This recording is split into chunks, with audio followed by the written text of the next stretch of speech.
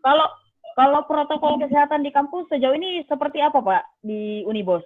Kalau protokol kesehatan kita tetap mengacu dengan itu, malah kita di mana-mana memasang informasi ya, informasi yaitu pakai masker, cuci tangan, pakai distance jarak ya, untuk setiap ada tamu berkunjung dan sebagainya. Itu kita lakukan. Kemudian ada pengetes suhu badan dan sebagainya. Itu tetap kita jalankan. Dan setiap mau masuk itu kan kita hanya buka pintu satu saja untuk itu, dan satpam itu sangat ketat. Untuk kalau memang tidak ada kepentingan tidak boleh masuk di kampus ini.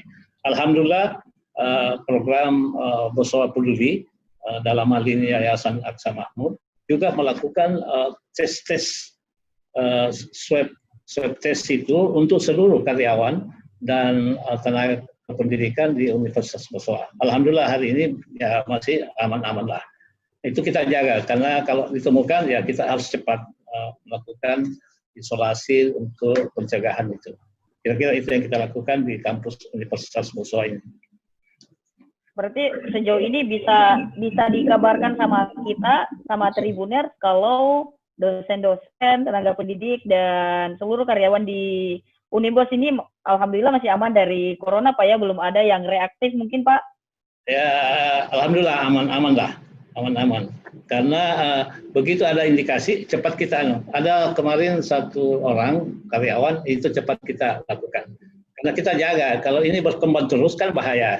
Jadi lebih awal istilahnya saya sampaikan lebih baik kita mencegah daripada kita mengobati. Maka itulah yang kami lakukan di Universitas Bosowa ini. Jadi kalau ditemukan ada indikasi, ya harus cepat diamankan.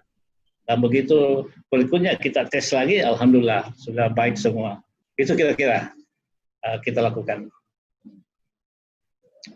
Kalau pelayanan mahasiswa Pak, apakah ada gangguan selama pandemi atau ada kebijakan-kebijakan khusus dalam beberapa hal gitu Pak selama pandemi?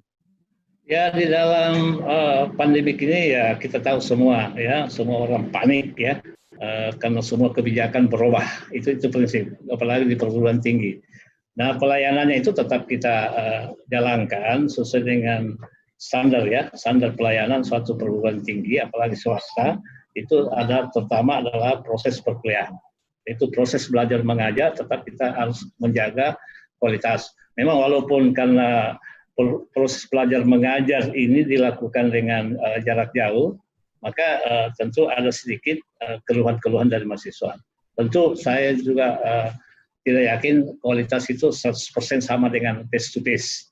Tetapi dengan adanya ini, karena keadaan darurat, ya kita harus laksanakan. Karena ini prosesnya harus jalan terus.